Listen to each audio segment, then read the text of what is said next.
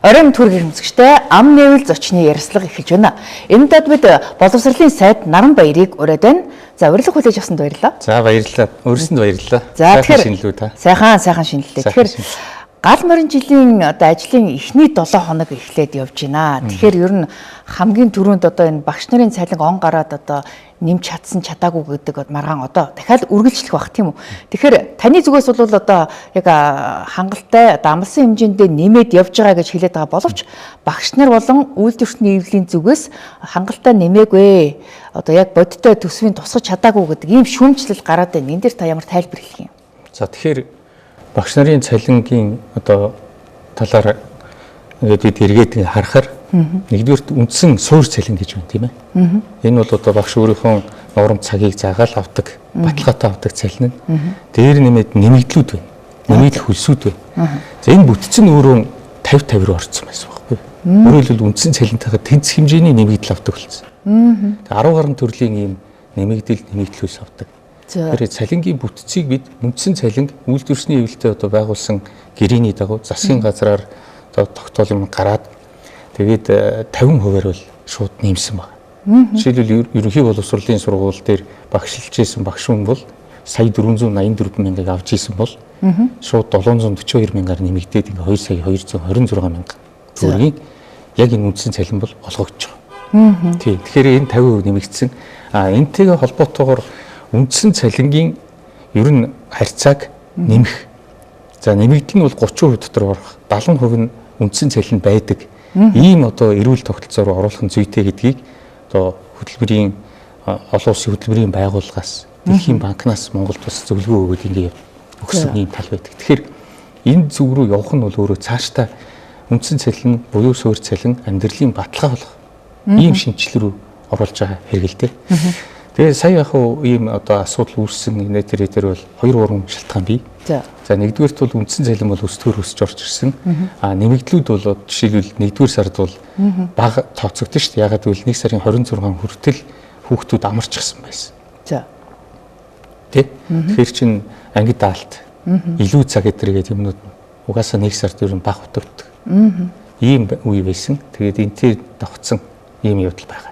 Тэгэхээр 2-р сард бүтнээр орж ирэхээр жинхэнэ нэмэгдэл нь мэдрэгдэн тий. Тэгээд ер нь бол цаашдаа ер нь энэ зах зээл рүү өөрөөр хэлбэл боловсрол руу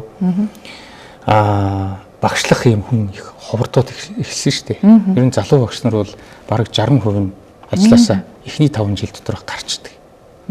Тэгээд нөгөө эхний 5 жилд нийслэл жишээлбэл багшилж байгаа багш хүн залуу багш хүн яг сая 484-ийг л авна. Өөр ямар нэгэн нэмэгдэл байхгүй шүү дээ. Тэ? Олон жилийн нэмэгдэл байхгүй. За орон нутгийн нэмэгдэл нийслэлд байхгүй. Тийм ээ? За тэгсэн мөртлөө ачаал ихтэй. Тэгээ сая 484 мянга аваад явдаг. Ур чадварын нэмэгдэл жишээлбэл залуу багшд байхгүй шүү дээ. Ихний 5 жилдээ бол ер нь ур чадвар авдаг хүн хов. Тэгээ ийм байгаа ийм нөхцөлд бид байсан энэ багшлах руу орж ирэх хүнийг нэмхийн тулд энэ цалингийн зөрөгтэй өсгсөн юм бодлого барьсан. Нийт багш нарын дундаж цалин доор хаяжны 740 орчим мянган төгрөгөөр бодиттой нэмэгдэж байгаа гэсэн тайлбар гарч байгаа боловч зарим орон нутагт жишээлбэл нэг 100-аад мянган төгрөгөөр л нэмэгдсэн байна. Тэгэхээр яг бодиттой нэмэгдэж чадаагүй нэ гэдэг шүү. Энэ олон жил багшилсан ийм багш нарын тухайд те энэ нэмэгдэл бол бага нэмэгдэж байгаа. Залуу багш нарт бол шууд нэмэгдэл нь мэдрэгдэж байгаа шүү. Гэхдээ яагаад ингэж насаар нялгаж байгаа? Гэхдээ яагаад гэвэл энэ чинь нөгөө үндсэн цалингийн нэмэхээр тэгж байгаа шүү. Тэгээд нөгөө нэмэгдлүүдийг нь ингээд 2025 оны цалингийн түвшин дээр нь барьчих. За. 1 сая 484 мянгаас тооцдог. За. Ингэж барихгүй бол яг пропорцлол 10%, 20%, 30% гэдэг ингэ явах юм бол энэ төсөв өөрөө дийлэхгүй. Нэгдүгээр, хоёрдугаар цалингийн бүтц нь өөрөө нөгөө 50-50-аас харьцаж хадгалагдаад байна шүү дээ. Тэгэхээр зэрэг энийг бид бас ийм шинжилгээ хийж эхэлсэн гэсэн үг. Мэдээж гүйцэтгэлийн үнэлгээ, мэдээж бусад багшийн авдаг нэмэгдлүүд бол олгоддоор ологдно. Нэмэгдэл хөлс гэж илүү цаг ажиллавал тий. Илүү цаг ажилласныхаа хөлс эдрийг бол шинэ 2 сая 226 мянган үндсэн цалингаас тооцно. Энэ өөрөө хөтөлбөрийн хуульд байдаг заалт. Ийм шийдлүүд хийсэн. Бид энэ асуудлаа бол ингээд яг орон нутагт яваад багш нартай уулзаад, захирлуудтай уулзаад ингээд энийг тайлбарлаад яваад хүмүүс ойлгоод байгаа. За. Ер нь жоохон мэдээлэл бол дутуу хүрч ийсэн гэдгийг бол хүлээн зөвшөөрнө. Тэгээ цаашдаа бид бас энэ үндсэн цалингаа өсгөөд ер нь $1000 хэмжээнд 3.5 саяд хүргэх ийм зорилттой байд ажиллаж байгаа. Тэгэх юм бол одоо та харалт ямар ч одоо хүн багшлах сонирхолтой болж эхэлнэ.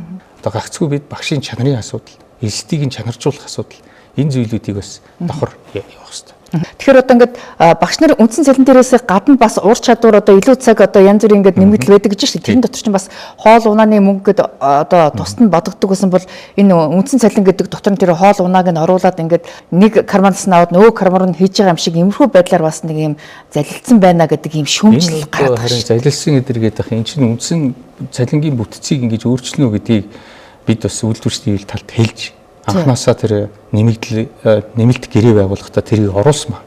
Тэгээ энэ хүрээнд л хийж байгаа. Өнгөрсөн жилийн гэрээн дээр үү? Тэгээд тий. Тэгээд нөгөө хоолны мөнгө жишээлбэл сарда одоо Улаанбаатар хотод бол 170 мянга хүртэл төгрөгийг одоо яг ийм боломжтой. За гэтэл энэ хоолны мөнгийг нодлон жил 2 сараас бол яг хэмнэлт гаргаад төсвөөс яасныг өгч эхэлсэнийг зогсооцсон. Баасаа одоо ийм хоолны мөнгө өгөх зохисгүй болохгүй байна гэж тийм ээ. Өөрөөр хэлбэл төсөв хариуцдаг яамны зүгээс энэ болохгүй гэдэг. Тэгээд өөрөөр хэлбэл энэ хоолны мөнгө бол алдаг оног орж исэн гэсэн үг. Хоёрдугаарт унааны мөнгө нь бол 22,000 төгрөг гэдэг сарда. За тэгэхээр шууд бодиттой ингээд суур цалин нэмэгдсэн 742,000 төгрөг байна шүү дээ. Тийм багуз. Тэгээд цаашдаа ер нь хоол унаа гэдэг бүхий л нэмэгдлүүдийг ингээд нэмээд авах юм бол энэ цалингийн бүтц чинь өөрөө эвдэрчээд байна. Төвөгтэй болчиход байна. Үндсэн цалин нэмэх боломжгүй болчиход байна. Өөрөөр суур цалин гэдэг. Тэгээл нэмчихээр нөгөөх чинь дахиад олон нэмэгдлүүдэнд хувьчлагдаад ингэ нэмэгдчихээрээ ер нь бол энэ цалин бол өөрөө их буруу юм бүтцтэй болж байна гэсэн ийм л бодлогын хүрээнд одоо хялбаршуулсан гэсэн. Ингээд суур цалин бол цаашдаа зөрөгтэй бас нэмээд өсгөөд явах. Анх одоо багшлахаар орж байгаа залуу хүмүүст ээлтэй байх. Ийм бодлол ирж байгаа. Тэгэхээр туршлагатай олон жил ажилласан багш нар нэмэгдлээ авдгаар аваад явна. Тэгэхээр таны өмнөх одоо боловсролын сайд инх хамгаалан болвол яг энэ асуудал дээр ингэ шүмжилсэн л дээ. Өөрөөр хэлбэл одоо гурван талт хилцээрийн хүрээнд тийм үү? Одоо багш нарын цалингийн бүтцийг ингээд одоо шинжилээд явдаг байтал таныг бол одоо сайдын эрх мэдлээ ашиглаад дураараа одоо дангаараа ингээд шийдээд ингээд бүтцийг өөрчлөлөө гэдэг одоо ийм шүмжлэл ярьсантаа сонссон баг тийм. Сонссон. Зүгээр энэ дээр бол тийм байхгүй. Засгийн газрын тогтоолт юм байна. За. Тийм 224 дугаар тогтоол 12 сарын 24-нд гарсан. Энэ тогтоолын хүрээнд хийж штэ энэ гэр бүл хөдөлмөр нийгмийн хамгааллын яам гэж энэ яам чинь өрөө салингийн бодлогыг барьж идэг яам баггүй юу. Тэгээ энэ хүрээндээ энэ яам өөрөө оруулаад тэгээд энэ төрийн үйлчлэгээний алба тэр дотор багш мөн одоо үйлчлэгээний ажилтнуудын цалингийн асуудал тэн дээр туссан гэсэн үг. За ингээд энэ хүрээнд л хийгдсэн ажил нэгдүгээрт хоёрдугаар дураараа хийсэн юм юуч байхгүй. Яг одоо журамд нь нийцүүлээд хийж байгаа л ажил. Гуравдугаар тэр гурван талт хилцээр угаасаа тэр 10 сарын 10 дугаар сард бид нэр гэр байгуулсан шүү дээ. Тэгсэн. Яг одоо төсөв батлаж явах үед шүү дээ. Үйлдвэрсний ээлтэй. За тэр гэрээн дээр бол яг цалингийн бүтцийг шинжилнэ гэсэн үг нь мөр байж байгаа. Бүр байж байгаа. Тэгэхээр зэрэг үйлдвэрсний ээлтийн цалингийн бүтцийн асуудлыг урьдчилж хэлж одоо ярилцаж ингэж л явсан. Ер нь бол энэ их хурал дээр 618 тэрбум төгрөг цалингийн санаар нэмж өгсөн байна. За. Тэгээ одоо 3.3 их 80. Энэ салбарын чинь 93,475 мянган дэсэн гэж цалин авч байна. За тэгэхээр үүний 35,500 орчим нь үйлчлэгээний ажилтнууд сургууль цэцэрлэгт ажиллаж байгаа. Тогооч одоо эмч одоо бусад одоо ажилтнууд ба штэ. Ийм ажилтнууд байгаа. Эдгээр хүмүүсийн цалин ч гэсэн ялгахгүйгээр суур цалингийн 50% өсгсөн байна.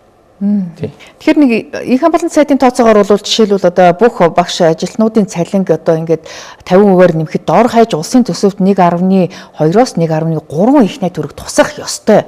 Гэтэл Наранбаяр сайд дөнгөж 618 тэрбум төгрөг тусгана гэдэг чинь одоо цалинг одоо яг энэ хүссэн хэмжээнд 50%-аар нэмэгдүүлж чадахгүй.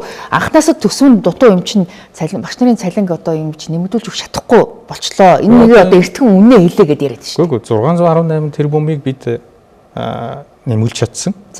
За бид анх тавьсан бол 960 тэрбум байна. Тэгжээж бүрэн одоо 11 12 сард бас 2 сая 800 хүргэх ийм одоо зорилт тавьчаа шүү дээ. За энэ рүүгээ ингээ орох ийм нийт одоо бараг 1 их 80-ийн ийм төсвийг өргөн барьсан. Гэвч харамсалтай нь энэ чинь бие шийдвэр гаргадаг юм биш шүү дээ. Улсын хурал гаргадаг. Улсын хурал гаргасан одоо яг энэ төсвийн хуулиа батлахдаа 618-аар л орж ирсэн. Тэгэхээр 300 тэрбум дутуу. Улсын хурлд бол энэ асуудлыг би чуулган дээр хүртэл ярьсан. За.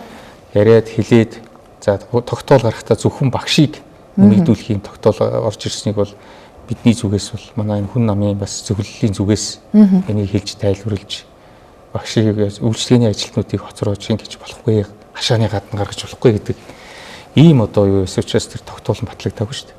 Тэгэхээр одоо засгийн газрын өргөн барьсан төсвийн тооцоог улсын хурал дээр одоо засахдаа 300 тэрбумыг хасаад ингээд таныг ийг байдалд оруулсан гэсэн үг. Яг юу гэж ойлгох вэ? Одоо тийм л юм болсон л гэсэн. Бодиттой юм бодтойгоор нь хэлэх хэрэгтэй шүү дээ. Одоо тэр үедээ бол анх барьсан юмыг тэгэл одоо ингээд төсөвч ингээд тооцоотой ингээд орж ирнэ. За тэгэл ингээд батлагдах явцдаа энэ мөнгийг бол нэгэн одоо байнгын хорон дээр хасаж ингэж орж ирсэн л гэсэн. Тэгэхээр таны асуудлаа тэгээд их хурлын гишүүдэд олигтойхон ойлгуулж чадаагүйгээс болоод багш нартайгаа үйл ойлголцох асуудал одоо ингээд үүсгэж байгаа юм шүү. Төсөв гэдэг чинь өөрөө айгүй тийм маш одоо хүнд нөхцөл батлагдсан шүү дээ. Тэгээд одоо бүхий л зүйлийг л тусгаж явах хэрэгтэй. Төрийн ажлыг гацааж болохгүй тийм ээ.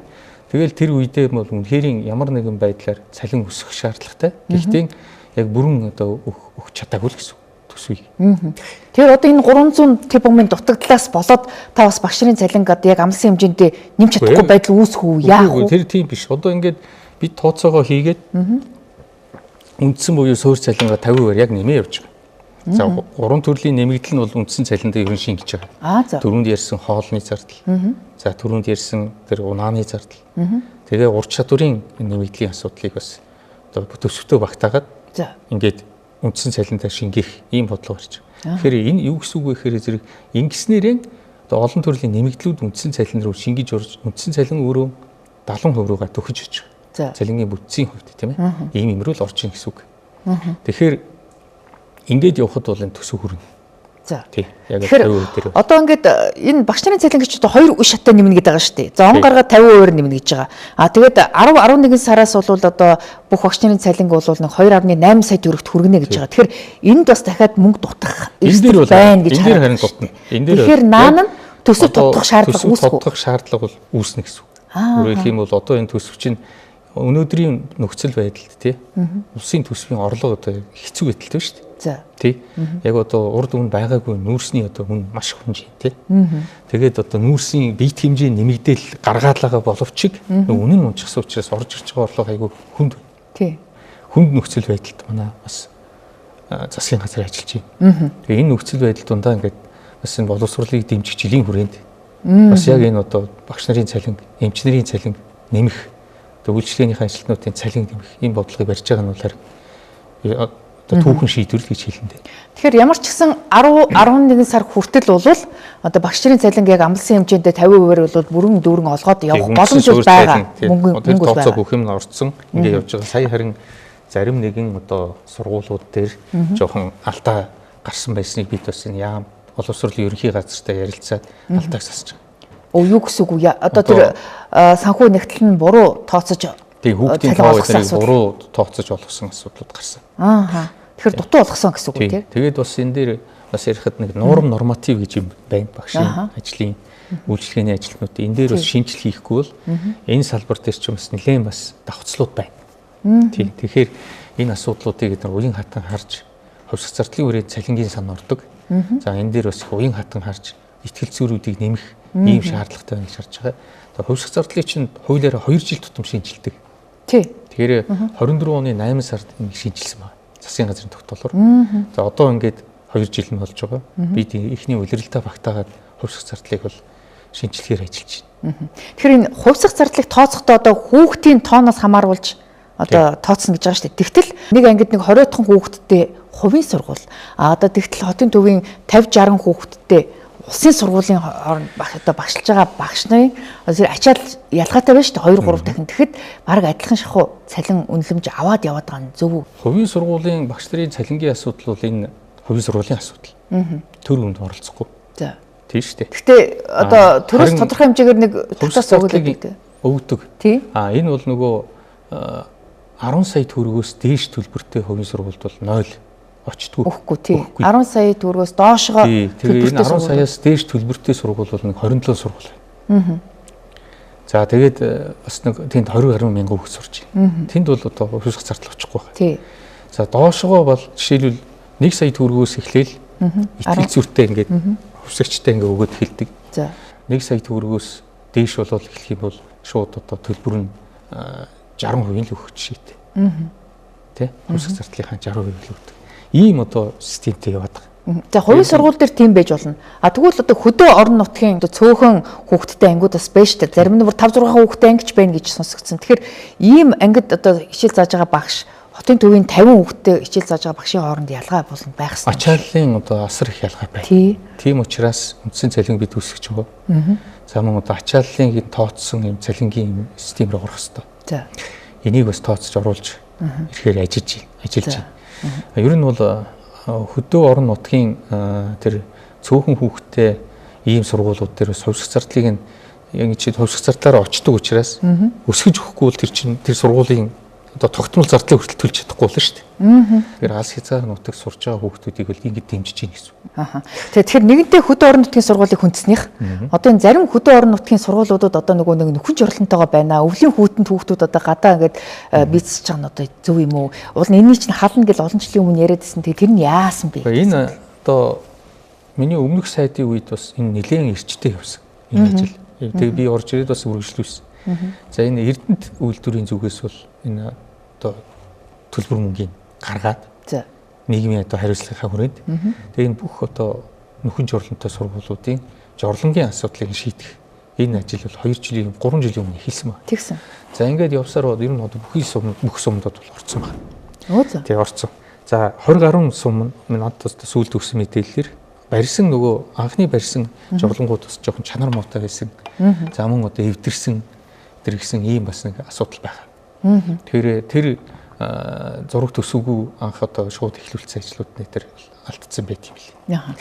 Тэрийгэ бүрэн одоо засаад ингээд орчих юм бол одоо ингээд нөхөн жорлонтой юм сургууль байхгүй гэсэн. Хөдөө орон нутгийн хүүхдүүд ялангуяа 6 настайгаас сургуульд орж байгаа нь одоо бас ээж аваасаа хол одоо ингээд бас их л зутарч яах гэдэг асуудал байна л да. Тэгэхээр тэр 6 настай хүүхдэд агаад ээж нь одоо сумын төвд орж ирдэг, аав нь тэнд малтайгаа үлддэг. Тэгээд гэр бүл ингээд хоорондоо хол байгаагаас болоод бас гэр бүл салалт ингээд нэмэгдэж ингээд ийм асуудал үүсэж байгаа учраас ерөн зүгээр 7 настайгаас нь ядаж оруулах асуудлыг бол нь яриад л байсан. Тэгээ олон сайднаар энийг яриад байгаа мөртлөө яагаад хэрэгжүүлж чадахгүй вэ? Ер нь бол 6-аас 18 наснаас оролцох ёстой. Ээж аавын одоо эн чинь иргэний үүрэг шүү дээ. Хүүхдээ суралцуулах чинь үүрэг байхгүй. Тэгэхээр багийн баг сургууль гэдэг. Одоо энэ жил 5 газарт яг одоо хил хязгаар нутгуудад хилийн застав бүхий ийм газруудад бол төлхөө барьж гэж өгч байгаа. Тэгээ энэ дээр бол 75 хүртэл хүүхд сурна. Нэг давхар жижигхэн авсархан барилга байна. Тэгээ энийг бол 1% одоо татврын хөнгөлтөөр бас энэ хувийн одоо аж ахуйн нэгжүүд бол одоо их дуртай барьж их одоо боловсролд хөрөнгө оруулж байгаа би их баяртай байдаг. Тэр чинь гэрээс хүүхд явж байгаа. Тэнд дотор өөр байхгүй.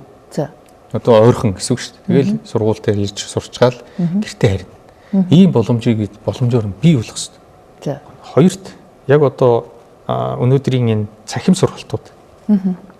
За энэ бол бас хязгаарт байгаа хүүхдүүдэд бас хэрэгтэй. Мэдлэгээд одоо ийм контент үйлдвэрлэдэг яг ийм одоо хичээл явуулдаг байсныг бид одоо ингээд сургууль болгож байгаа. Энэ бол бас цахим орчинд үүсэж байгаа том одоо хувьсгал гэж харж байна. Тэгэхээр одоо бүх улсын хэмжээнд одоо хөдөөгийн 6 настай бүх хүүхдүүдийг багийн сургуульд хамруулна гэвэл бас нэлээд л ажил гарна. Тэр хэмжээгээр бас багш нарын хүрэлцээ байх уу гэдэг бас эргэлзээ байна. Яг ингэж байгаа. Одоо сумын сургуулийнх нь харьяанд нь байгуулагдаад тийшгээ нэг 2 л багш ажиллавал. Тэгэл жижигхэн ийм авсарх холимог үлгэр хичээлж байна гэдэг чинь тий. Нэгээс 3 дугаар анги нэг дураас холимог үлгэр хичээлж болно. Тэгэхээр нөгөө хүнээр хүн хийх гэдэг чинь дээд бүлгийнхнийг харж нөгөө хүүхдүүд чи их суралцдаг байхгүй. Одоо 5 сургууль баригдлаа шүү дээ. Цаашдаа бид хүн амын ягтшил юуг харж байгаа энэ сургуулиудыг боломжтой газруудад нь л нэг. Тэрнээс биш те бүх ингээд сумдад багийн сургууль байгуул бүгдэнд нэг гэх юм бол манай төсөв дийлэхгүй шүү. Харин тийм. Багийн сургуулийг ингээд зохион байгуулах хүртэл тэр хугацаанд бас ингэж хугацаа алж байгаа оронд наан зүгээр магадгүй 7 настай хүүхэд ч гэсэн одоо нэгдүгээр ингээд элсэж болно гэдэг ийм одоо зохицуултыг хийж болдгоо юм уу? Гэхдээ яг эцгийн сонголтоор өдөр ингэсэн хуулийн заалт бол байдаг. Гэхдээ хүүхэд 6 настайд л явж сурж эхлэхгүй бол одоо энэ хүүхдийн чинь юу хөгжил юм их хурдан болчихлоо шүү дээ. Тийм тэгэхээр зэрэг ийм одоо өөрөө цаанаа ийм хуйлтай сургах үүрэгтэй ийм л Тэгэхээр нийслэлийн сургуулийн хэмжээнд бас одоо ингээд төрийн сургууль байхгүй дүүрэг хороод олон байна гэж яригадаад байна л да. Тэгэхээр энээс чинь болоод нөгөө хол хүүхдэд зөөхөөс болоод энэ хотын түгжирэл ингээд олон асуудал чинь давхар ингээд үүсэж байгаа юм биш үү? За 24-өөс 25 оны хичээлийн жилийн тоогоор бол нэг 50 хороо. 50 хороо. Бас олон байна шүү дээ. Тий. Яг хөө ийм та нэг бас энийг анзаарч байгаарай. 2023 онд баха. 22 онд байна уу 23 онд нийслэл чинь хороогоо аваачиж 179-ыг 33-аар нэмсэн шүү дээ. Аа за. Тий? Одоо ингээд 203 хороотой болсон байхгүй. Тэгэхээр одоо тэр хэмжээгээр сургуулийн тоо. Тэгэхээр одоо жишээлбэл тэр үе чинь хорон том байсан. Тэгээс ямар сургуультай байсан 2 хаагчаар чи эсвэл 3 хаагчаар чинь тийм ээ. Сургуульгүй болцсон хороо бол байна. За яг хөө тэгээд энэ дээр бас нийслэл дээр яг нь нийслэл өөрийнхөө төсвөр бас нэлээд сайн сургууль барьж байна. Улсын төсвөр бас бид нэр нийтдээ нэг энэ жил ихэд нэг 238 арга хэмжээ байгаа юм. За. 170 орчим нь бол он шилжиж хэрэгжиж байгаа. Шинээр 30 орчим нийт улс орон даяар ингэж байна. Дээр нь нэмээд Азийн хөгжлийн банкны одоо зээлийг зөвхөн сургууль цэцэрлэг барихад зориулахаар авч байгаа. За. Сая улсын хурлаар сойрхон батлагдсан шүү дээ. За энүүгээр бол нэг 41 байршил хэрэгжиж байгаа. За үүний нэг 17-8 нь бол яг нийслэлд байгаа. Тэгэхээр улсын хэмжээнд шинээр бол 30 гаруй сургууль барина гэж энэ жилийн төсөвт суусан гэж байна. А тэгвэл одоо энэ хүн ам төвлөрсөн нийслэл Улаанбаатар хотод одоо 10хан сургууль барина гэсэн гэдэг нь бас хангалттай биш байна. Таны дөрөвний хэлдэг шиг 50 гаруй хороо чинь улсын сургуулиуд шаардлагатай байхад 10-ыг л нэмж барина гэдэг чинь бас хангалттай. Тэгээд нэг далал дээр бүх юмаа бид хийж чадахгүй шүү дээ. Одоо улсын төсөв, нийслэлийн төсөв чи хязгаартай. Тэ. Тэгэхээр зэрэг сүүлийн жилүүдэд бол харин нэлээд хүчтэй, нэлээд эрчтэй энэ сургууль цэцэрлэгүүдийг барьсан шүү дээ. Одоо нэг тань түрүүнд хэллээ 17 байршил нь бол тэ зээлэр үлээ тэр нь нэмэгдэнэ. 10 орчим дээр ингээ нэмэгдээд нэг 27 арга хэмжээ байна л гэсэн үг шүү дээ, тийм ээ. Тэгэхээр улсын төсвөр баригдаж байгаа сургууль цэцэрлэг эмнэлгийн барилгууд доор хаяшны 3-аас 10 жилийн одоо ийм хугацаанд л одоо аюулгүй сунжирч удаан баригдаад байгаагийн шалтгаан нь юунд байна? Анх одоо 2 тэрбумаар барих хэрэгтэй байсан сургууль цэцэрлэг чинь сүүлдээ бараг 20 тэрбум болцсон. Олон жил ингэ дарааж тавьсаар хагаад 20 тэрбумын өртөгтэй болж хувирсан ийм асуудлууд бас байдаг шүү. Байдаг. Одоо энэ Хөвсгөл аймгийн Ринчинлөм сумын 320 хүүхдийн судалтай сургуулийн асуудал. Одоо нэг 95% гүйцэтгэлтэй гэж. За. Тэгээд зогссон. Тэр бол одоо ковидын үе таарад нэгт. Хоёрт бол одоо үнэн нэмэгдээд ингэ явсаар байгаад энэ нэг 6-7 жил барьсан. За тэгээд төсөв хураагдах гэж гэсэн үндслээр улсын комисс ажилуулад 100% гээд айл хэдийн хүлээгд авсан. Дуусаагүй сургууль ш 70% гүйцэтгэлтэй багт нь. За. Тэгээд тэн дээр 90 үсэд явж байгаа шүү дээ. Тэгээд би санаж байгаагийнх 2 жилийн өмнө хаа Хөвсгөл аймгийн бас нэг сургуулийн одоо бүр ингээд бүрэн дүүрэн улсын комисс хүлээж аваад ашиглалтанд орсон сургууль гэсэн чинь бүр ингээд ханаа ан цав гараад баг ингээд нурж унах дээрээ тулцсан. Тэгээ хүүтэн одоо ангид хүүхдүүд ингээд өвлийн хувцастайгаа хичээлж байгаа тохиолдол байна шүү дээ. Баян зүрхэд ба. Тэгэхээр нэгд 2017 онд тэр ашиглалтанд орсон. 9 жил болж байгаа байрлал ингээ цуурч ийн гэдэг чинь энэ бол тэгээ ямар учиртай компани байсан. Хариуцлага тооцсон. Ямар комисс хүлээж авсан юм? Тийм тэр одоо ямар комисс хүлээж авсан. Тэгэхээр энэ одоо сургуулийн барилгач хамгийн чанартай. Газар хөдлөлтөд хамгийн төсвөртэй бас тоххой. Тий дац сайтай. Газар хөдлөг байхад өөрөө ангачиж шээ. Энэ бол тэгээд хариуцлагагүй л асуудал. Тэгээ одоо энэ зарим хүүхдүүд одоо ингээд өвлийн хувцастайгаа ангидаа ингээд daarад хичээлээч анхаарч төвлөрч хийж чадахгүй гэдэг энэ байдал байг. Энийг яаж зогсоолох гэж байна? Одоо энэ дээр бол орон нутагт нь хийсэн. Орон нутгийн ямар ч нэг засвар хийсэн гэж ярьж байгаа. Тэгээд хуулиараа ийм байдаг байхгүй. Их засвар, ийм урсгал засваруудыг орон нутгийн төсвөрөөр хийнэ гэдэг. За. Ингээд заасан юм хуулитай. Тэгэхээр зэрэг орон нутаг бол энэ дээр онцгой анхаарч ажиллах шаардлагатай. Тэгэхээр одоо ингээд одоо зураг төсөв нь өөр байгаагаас болол одоо өөр хугацаатай өөр өртөг зардалтай ийм л одоо асуудал үүсэт байдаг шүү дээ. Тэгэхээр ер нь уул нь миний санаж байгаагийнх нэг 5 жилийн өмнө хаа одоо ийм жишг барилга байдлаар ерөнхийдөө жишээ тооцоо гаргасан байсан шүү дээ. Тэр жишгээр ингээ баригдаж байгаа сургууль цэцэрлэг одоо байгаа мó. Тэр жишгээр бол одоо хугацаа баригдах хугацаанс тодорхой одоо орох зардал нь тодорхой баймар юм тийм үү? Тий одоо яг үнэн л дээ. Ийм жишээ зураг цэцэрлэг дээр би цөөн хүүхдтэй сургуулиудын жишээ зураг гарцсан байдаг. Жишээлбэл багийн баг сургууль бас жишээ зурагтай ингээ явах жишээтэй. Зүгээр Хөвсгөл аймаг бол мөнх зэвдэг дээр байна шүү дээ. За энээс болоод суурийнх нь фундаментын зардал маш гардаг. Ингэж юу хөрстэй нь бас тааруулсан ийм жишээ маягийн зургууд гаргахгүй бол амьдрал дээр энэ хэрэгждэг юм хэлээ л дээ. Хоёрдугаарт бас энэ жишээ зураг гаргахтаа бас сонин алдаа хийцэн байт юм бэл. Ямар алдаа вэ гэхээр жишээлбэл цэцэрлэгийг заавал бассейнтэй байгаад. Юу? Тийм зураг. Тийм одоо жишээ зураг нь тэгж гарч байгаа. Үгүй. Заавал бассейнтэй хийгээд одоо тэгтэл энэ хурдан бариад аль болохоор хямд төсрөөс баримаар шүү дээ тийм ээ. Тийм. Тэгээ аль болохоор бас яг хүүхдийн суралцах орчныг л яагаад ийм маягийн одоо юм жишээ зургууд нь өөрөө ингээ гарцсан. За тэгээ 1984 оны одоо нэг ийм газар хөдлөлтийн норм метр юм байдаг. Тэрийг 2023 онд нэг шинжлэхдээ нэг хүүхдэд унагдж байгаа талбайг нь авч 4 дахь үсгээ хийцэн. Тэгэхээр чинь нөгөө барилгын одоо материал зардал нь эрс өсөж байгаа. Ийм талууд байна. Гэтэл нөгөө талдаа хүн ам өсөд шүү дээ. Ерөнхий боловсролтой жилд шүү дээ. Жил болгон 20 мянган хүүхд цоо шинээр орж ирж байгаа нэмэгдэж. Нэгдүгээр ангид өсөж байна. Тэгэхээр жишээлбэл одоо та ингээл хараараа LSD шалгалт өгч 12-аар төгсөж байгаа хүүхэд нэгдүгээр ангийн хооронд тэгэл зөрүүн тэгж гарч ирж байгаа. 2030 хүртэл бид энэ их ачааллыг яаж давах вэ? Тэгээд ингээд тооцоо хийсэн улсын хурлын гишүүн Галбаатарх сангийн яамтай тооцоо хийж үзэхэд 108 сургууль цэцэрлэг нэг даруйж яаралтай шаардлагатай гэсэн.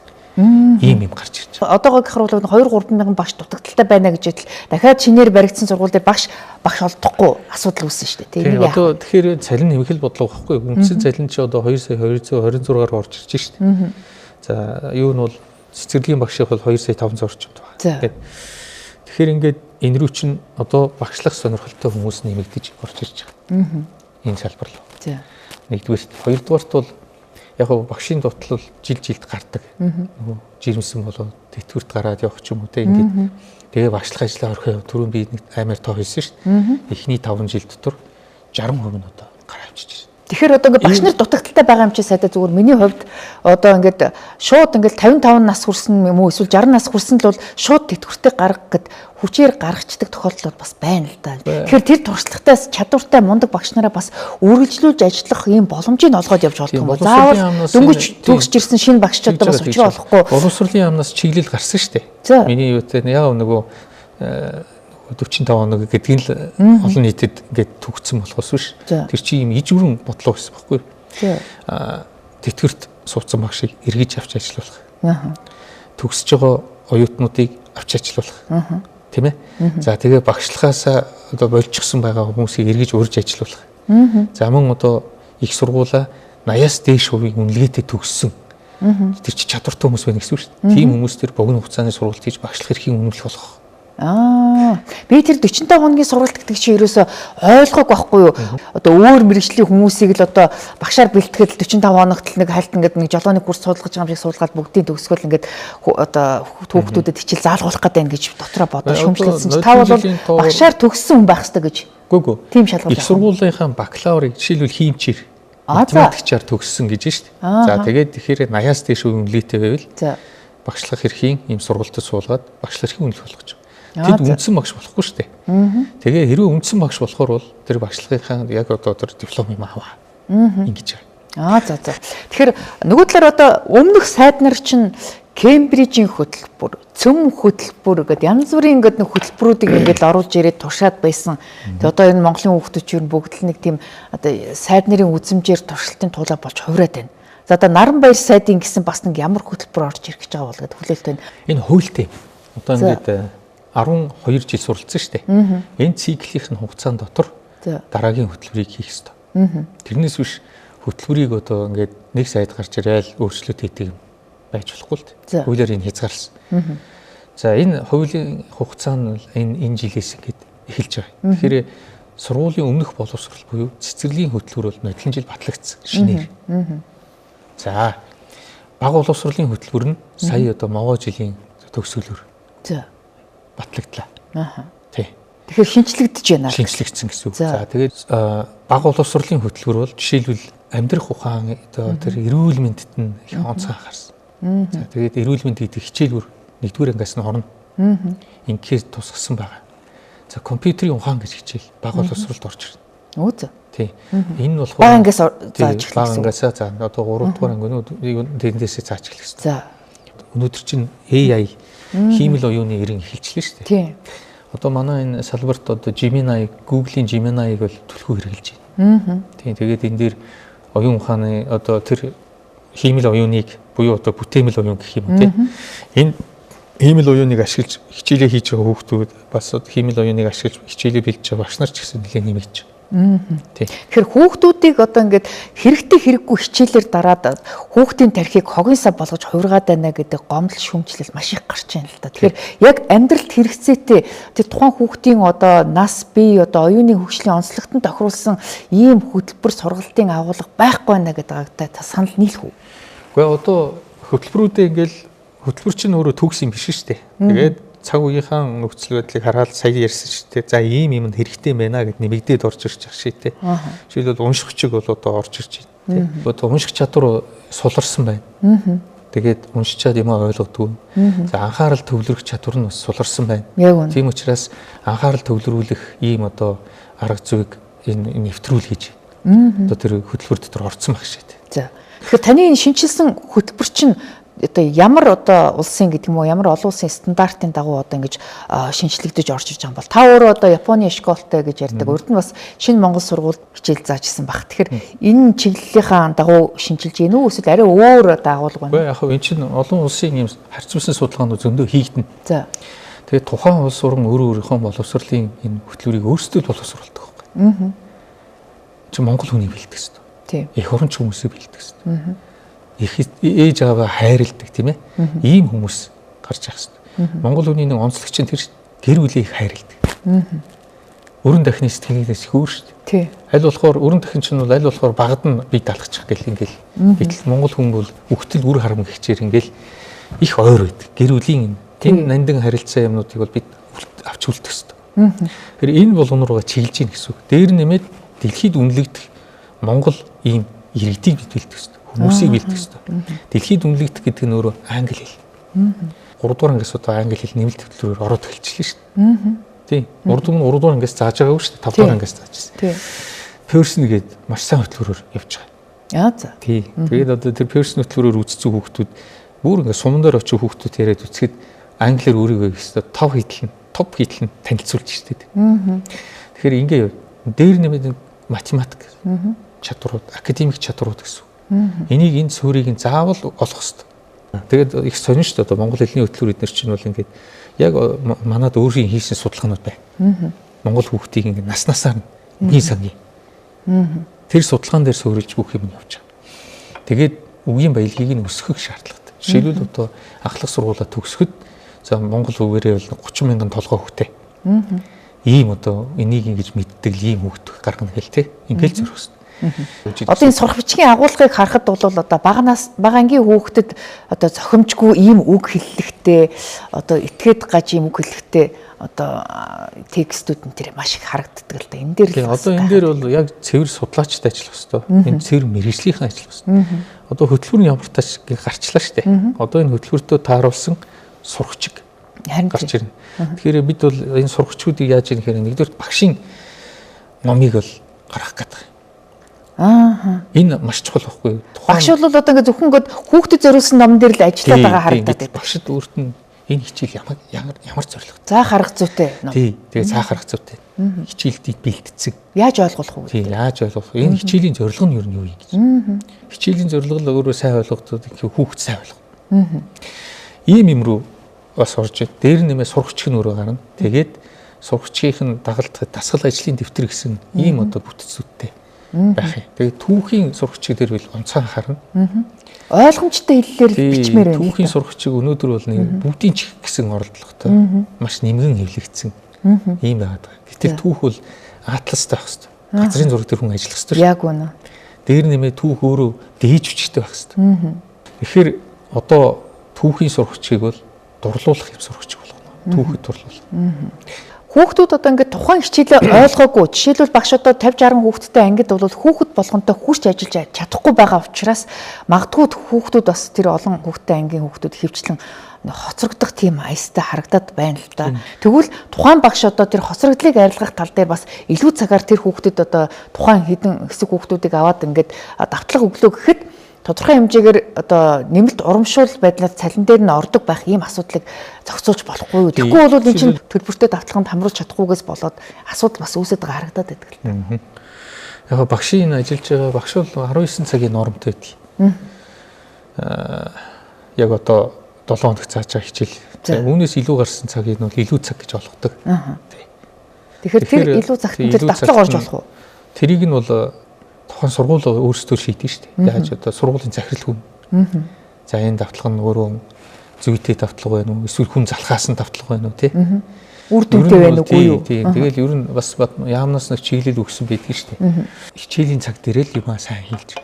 Тий? Ингэж хийхгүй бол давтлагаар ингэж хүүхдийг нүдэх нь дээр нь нэмээд нөгөө даалгавраар бас хүүхдийг дарамтлах нь тийм ээ. Өөрөө зохимжгүй байна. Баг сургууль дээр даалгаврын дарамт нь их байх юм бол хүүхэд дургуульчдаг. За баг сургууль дээр яхав тийм байж болно. Дунд юм ахлах ангийнхан дээр жишээлбэл одоо яг ингээд эсэлтийн шалгалт өгч байгаа хүүхдүүд ч юм уу тодорхой хэмжээгээр тэр тухайн хүүхдүүдэд өөрсдийнх нөхцөл дээр ингээд хоцрогдол арилгах сургалтанд давтлаганд төлбөргүй хамрагдах тэр нөхцөлийн боломж хангаж өгөх боломжтой юу? Мэдээж энэ л тэр тухайн сургуулийн захирал нь өөрөө шийднэ. Хоёрт мэдлэг сургууль байна. Үн төлбөргүй шүү дээ. Ямар ч үн төлбөргүй. Тэнд 16, 17 мянга хүүхэд сурч байна. Тэгээд 400 гаруй багш ажиллаж байна. За. Тэгээд одоо ингээд хүүхэд төр мэдлэг сургуульд ороод өөрийнхөө таалагдсан багш төр ингээд цахимаар суралцах боломж нь байж Аа. байна. Тэгэхээр сурах бичгийн тендер тойрсон бас маргаан тасардгүй шүү дээ. Тэгэхээр таны үед энэ маргаан зохицуулж чадчихэв нүү? Жил болгон шахуу ингээд сурах бичиг өөрчилдөг. Тэгэл өмнөх одоо 2019 он төвлөгдсөн сурах бичиг хүчингүү зөвхөн 2024 оны сурах бичиг байх ёстой гэдэг ийм шахалт үзүүлэл асуудал үүсэж байна. Гэхдээ яг энэ нөгөө 5 жил тутамд сурах бичиг шийдэлж хэвлэнэ гэсэн мэт. За. 5 жил тутамд. Тэгээд тэр юуны хүрээндээ өөрөөр 5 жил хэрэглэгчээр чи ноорн навсаа тий. Тэгээд бас бохирдно. Тийм учраас хүүхдэд 5 жил болцсон сурагч өгч болохгүй гэсэн ийм л юм байна. За тэгээд хамгийн гол нь тендер нь өөрөө ил тод яг одоо шалгарах процесс нь өөрөө шудраг ийм байхаар хуулийн зохицуулалт.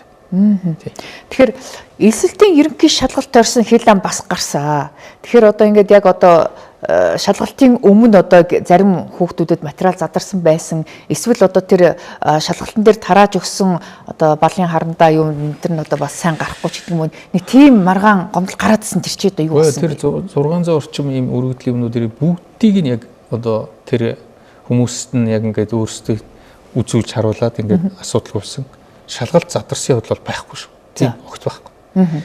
Тэгээд тийм чанаргүй хичээл хэрэгсэл тарааж өгсөн юм уу яасан? Тэр чи одоо ингээд хэрвээ тэр балын харандаа болохгүй байвал дахиж авах эрхтэй тэр нь бүр хангалттай хүрсэн. За. Тэгэл ингээд энэ болохгүй найвал солиод өг. Ийм л юм болж байгаа. Тэгтээ зүгээр инженер юм уу эмч болох гэж байгаа хүнээс заавал одоо түүх нийгмийн одоо нарийн одоо мэдлэг шаардсан тийм одоо шалгалт авах нь зөв үү? Эсвэл одоо нийгмийн ухааны мэрэгчлэр одоо ажиллах гэж байгаа хүнээс заавал одоо математик, физик аваадах шаардлага байна уу гэдэг ийм бас шүүмжлэл байдаг л та. Энэ юу штэ.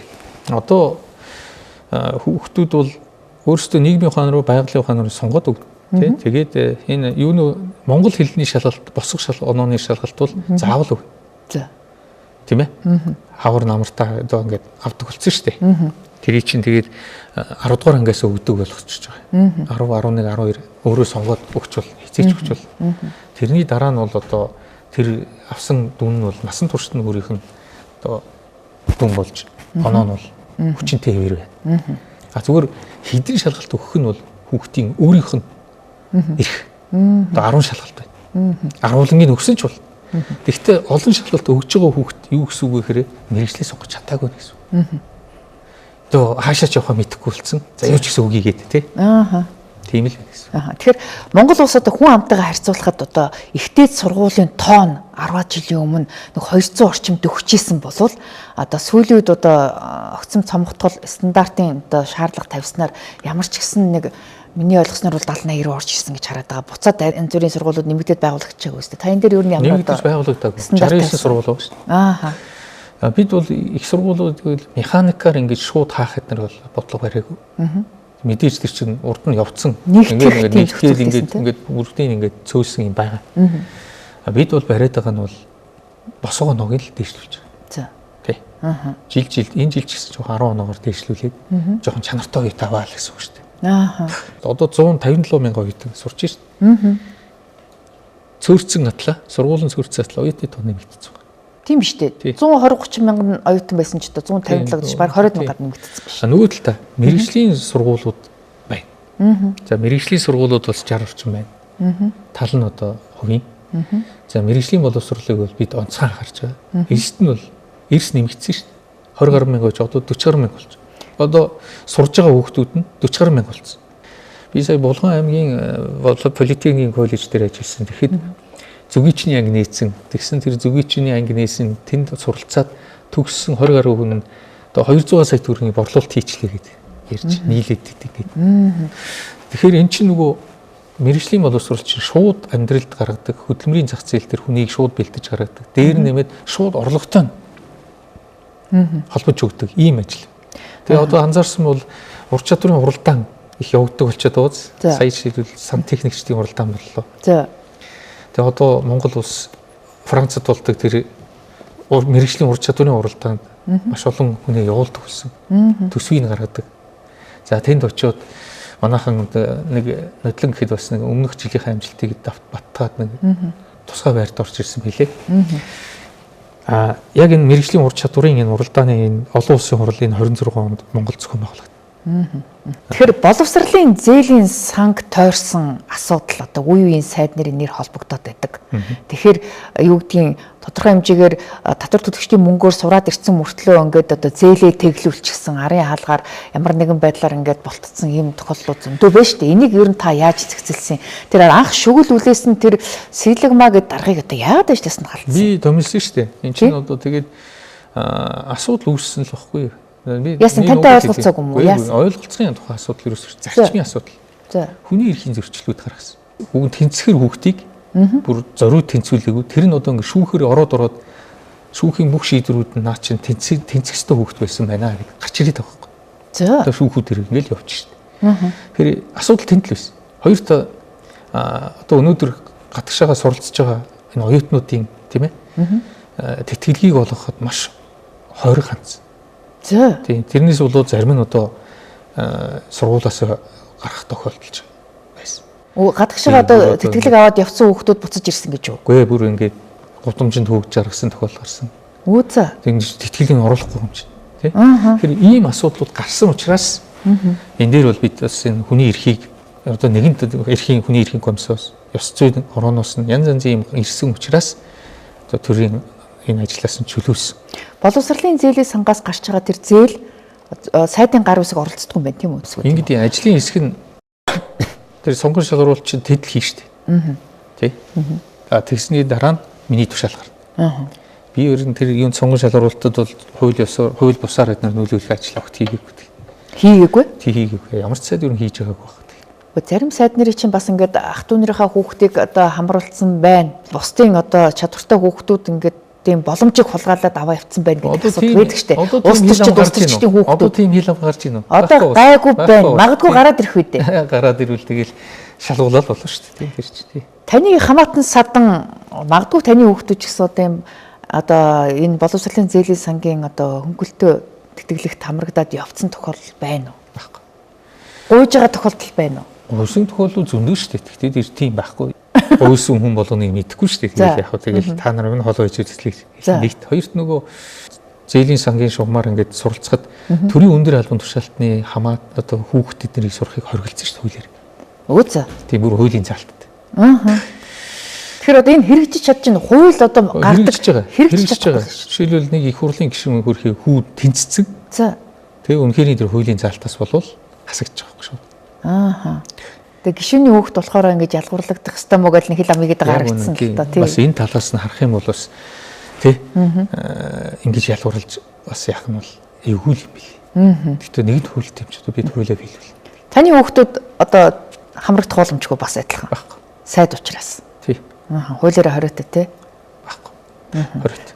Одоо тэгээд яг одоо хүүхдүүд яг энэ шударгаар ингээд арын алгаггүйгээр ингээд дэлхийн топ сургуулиудад одоо яваад сурч байгаа хүүхдүүд ер нь одоо хэрэг байна. Одоо хэдэн хүүхд одоо энэ жил тэнцсэн. Гэхдээ одоо ингээл жилийн жилд бол нэг 74 хүний нэг код гардыг. Тэгээ тэрнгэрэл Монголоос 74 хүүхд тий дэлхийн топ сургуулиудад тий урилга авдаг тий. Урилга авдаг. Олон хүүхд авж штэ. Тэрний шалгаруултыг хийгээд тэгэл одоо янз янзын шалтгаанаар хасагдаал. Тэгээд 74 хүний код байдаг. Тэрнээс гадна одоо жишээлбэл одоо ерөнхийлөгчийн тэтгэлэг 2100. Тий. За энэ бол бас их одоо жилдээ нэг 300 хүүхд явж шин. 200 хүүхд. Одоо 1400 орчим хүүхд сурч байна. Энэ жилээс ихнийх нь төгсөж байна. Оо за. Тий.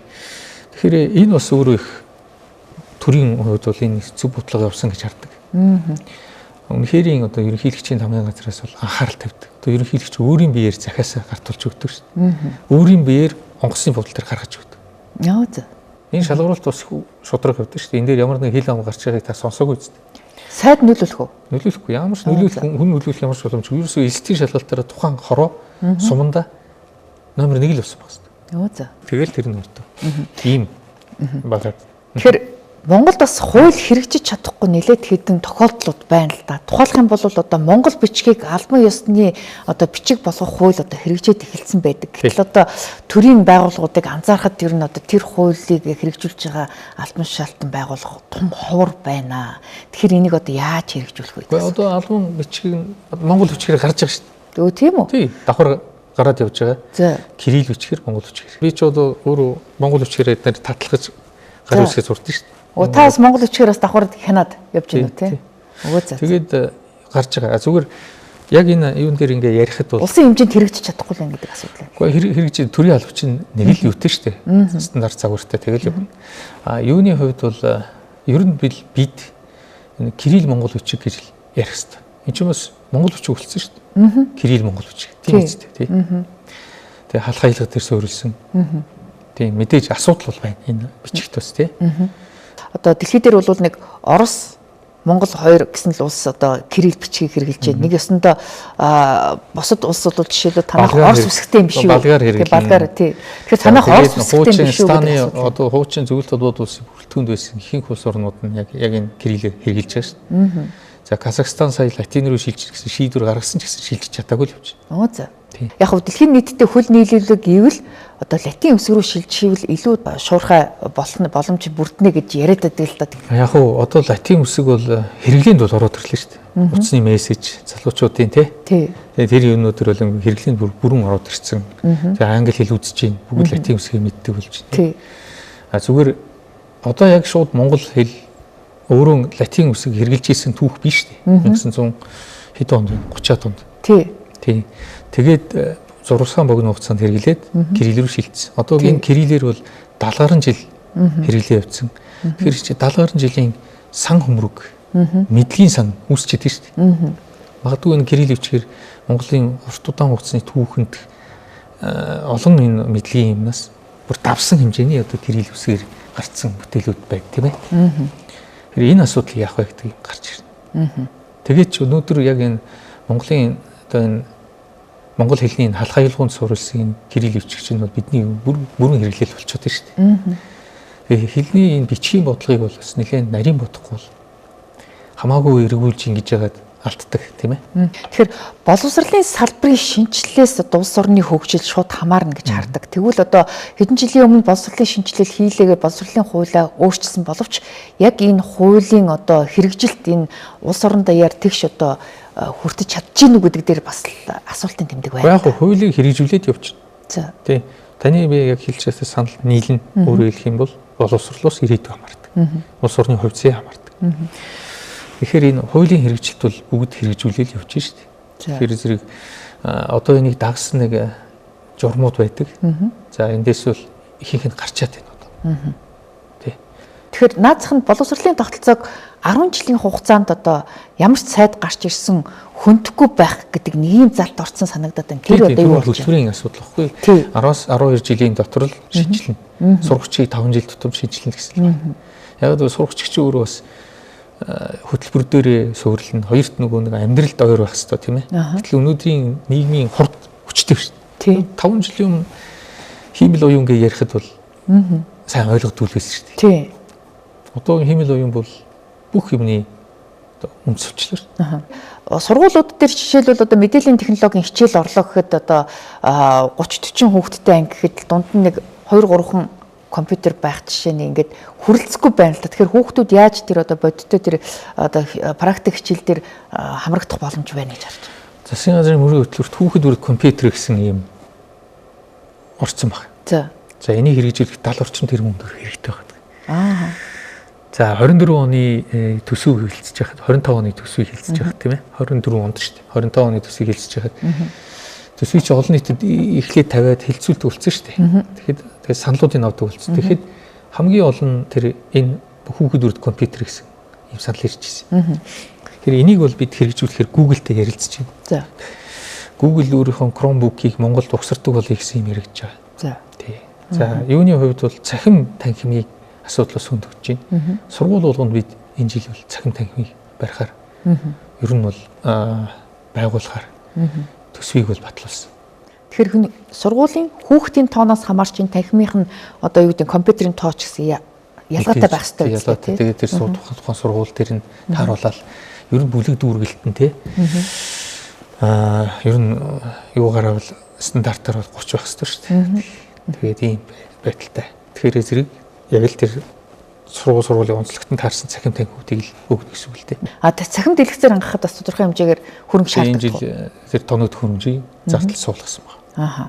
Одоо цахим ангитай сургуулиуд маш олон байна шүү дээ. Тий. Ангигүй сургуулиудад нь одоо бүрэн өгч дуусгана гэсэн үг. Тэгэд улсын төсвийн хөрөнгө хүрэлцдэг юм бол ядаж энэ төр хувийн хвшлийн түншлэл гэдэг юм уу эсвэл одоо нийгмийн хариуцлагын хүрээнд тодорхой одоо сайн чанарын компьютер, сайн чанарын цахим дэлгэц оруулж ирдэг компаниудтай яам гэрээ байгуулаад засгийн газар гэрээ байгуулаад зохицуулж болтгүй юм. Тэгэхгүй бол одоо шаардлага хангахгүй тийм шахааны янз бүрийн юмнууд орж ирээд тэр нь эвдэрсэн багш нар хэрэглэх боломжгүй гэж хэвчиж байна. Одоо төр хувийн хвшлийн түншлэлээр энэ лизинг гэж ярьж байгаа санхүүгийн төрөөс энэ аргаар бол ингээ хангая гэсэн засгийн газрын тогтоол гаргасан. За.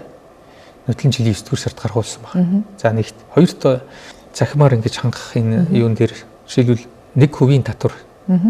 Энийгийн энэ хүрээндээ сургуулиудад компьютер өгж байгаа юм хувийн аж ахуйн нэгжүүд нэлээд олон гараад ирлээ. За.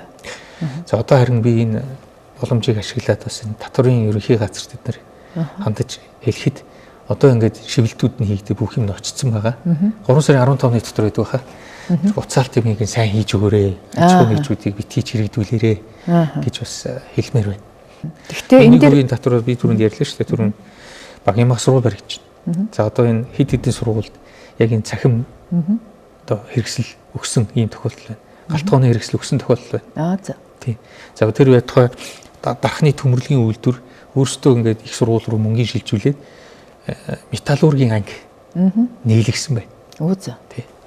Гэхдээ зүгээр яг хөө ингээд зарим компани аж ахуйн нэгжүүд зүгээр зарагдахгүй байгаа ч гэдэг юм уу хямдхан чанаргүй юм оруулж ирж шахах энэ юуг нь хааж тодорхой стандарт хязгаар тавих шаардлага байна. Мэдээч одоо тэр чинь нөгөө чанар үзүүлэлт тийм үү юмнууд нь явагдаж штэ. Тэгээд энэ чанар үзүүлэлтийг тавина.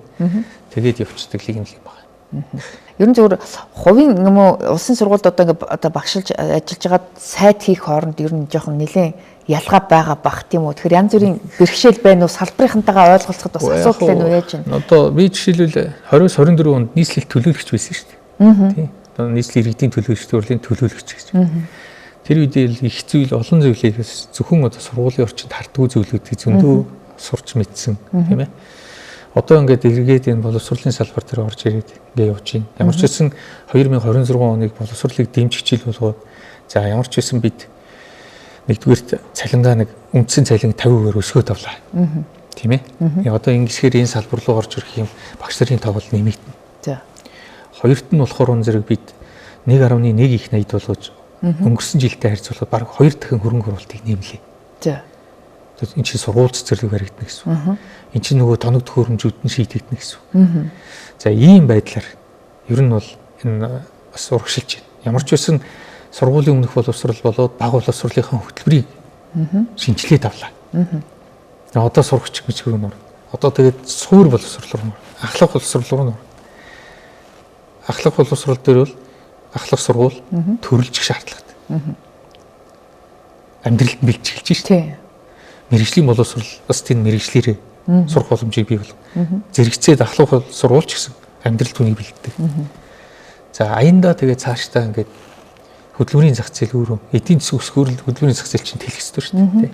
Ингээд ирэхээр аяндаа одоо энэ байгалийн ухаан таны хэлдэг те одоо энэ чиглэлээр сурах хүмүүс нэмэгдэж байгаа. Тэгэхээр зэрэг нийгэрүүл хандсан юмнуудыг хийж. Тэгэхээр учраа олцоод явчихна. За яг фейс дээр янз бүрийн юм байдаг. Тэгээ улс төрчин бол шүүмжлүүлнэ гэдэг л ойлгомжтой. Огцор гэсэн шаардлага хүлээж авах нь ойлгомжтой. Гэтэл ажлаа урагшлуулаад явъя. Тэгэхээр одоо арчилсан намынхны зүгээс одоо ардын намын зарим нэг гишүүдийн зүгээс таныг одоо огцруулах шаардлагыг ер нь энэ хаврын чуулганаар дахиад л өргөн барих магадaltaй байна л да. Тэгэхээр энэ дээр та ер нь яг одоо энэ бол ерөнхий сайд л шийдэх асуудал гэж хуулиараа. За. Үндсэн хуулийн өөрчлөлтөөр тийм хийсэн шүү дээ. Ерөнхий сайд өөрөө кабинетийн одоо засгийн газрыг бүрдүүлж гэж их хурл зүгээр танилцуулдаг тийм ээ. Тэгэхээр энэ дээр бол би одоо ажиллаа хийхэд юм. Ямар нэгэн одоо надад сэтгэл санааны хувьд янз бүрийн хувирал бол алга. Ажлаа урагшлуулаад явна. Ямар ч байсан одоо энэ цалингийн өсөлтөд багш нар бас мэдрэх юм шаардлага. Энийг нь хий. Цалингийн өсгөх, цаашдаа төсөв тодтоход цалингийн өсөлтийг ярих. Энэ бол энийг үйлдвэрчний хилдэг учраас ярилцаал явдаг. Нээлттэй яам шүү дээ манайч. Дээр нэмээд нээлттэй яам гэснээс магадгүй та нөгөө хүн намын хүн өмнөх одоо сайд нарын багийн хүмүүсийг одоо халаад өөрийнхөө намынхнаар дүүргэсэн биш үү гэсэн юм хардлага байдаг. Одоо бодтой минь яри. Та одоо хичнээн хүн халдсан яам дээр. Яам дээр байхгүй шүү дээ. Тийм үү? Үнэхээр төрийн албаны зөвлөлөөс энэ хүн чинь шаардлага хангахгүй байна гэсэн юм ирсэн тохиолдолд нээлттэй сонгон шалгаруулалт зарлаад нээлттэйг л авчих шээ. Тийм. Сайд нар ч одоо очихоор өөрийнхөө багийн хүмүүсийг аваад очичдсан билээ ш. Тэр чихэр нь тэгэл сайдын ажлын алба гэдэг өөрхий 3 хүний юм байдаг. За 3 хүн солигдсон гэсэн үг. Тийм одоо нөгөө сайдыг яг дагаж явдаг ажлын албан тийм ээ. Дээр нь яг төрийн албаны зарчмаар л ажиллана шүү дээ. За ингээд бидний ярилцах цаг үгээр өндөрлөж байна. Ингээд бидний урилгыг хүлээж авч дэлгэрэнгүй тайлбар ярьцлага өгснөд баярлалаа. Тэгэхээр одоо хаврын чуулган удахгүй эхлэхээр бас улс төр нэлээд буужигнах байх. Ямар ч гэсэн та бас багш нартайгаа ойлголцоод цалингийн бодиттой нэмсэн гэдэг юм тайлбарыг хэлж байна. Тэгээд хэрвээ одоо асуудал үүсэх юм бол энэ одоо энэ оны төсөвт тодтол хийх асуудал бас үүсч болзошгүй байна гэж ойлголоо. Ингээд таны цаашдын ажилд амжилт хүсье. За баярлалаа. Тэгээ ам нэвэл уушиг нэ гэдэг тийм сайхан ярилцлагатаа урьж надтай ингэж хилэн талангүй сайхан ярилцсан танд бас талархал илэрхийлье. За баярлалаа. За манай энэ удаагийн ам нэвэл зочны ярилцлагаар боловсролын сайд Наранбаяр оролцлоо. Анхаарлаа хандуулсан үзэгч тагунд баярлалаа.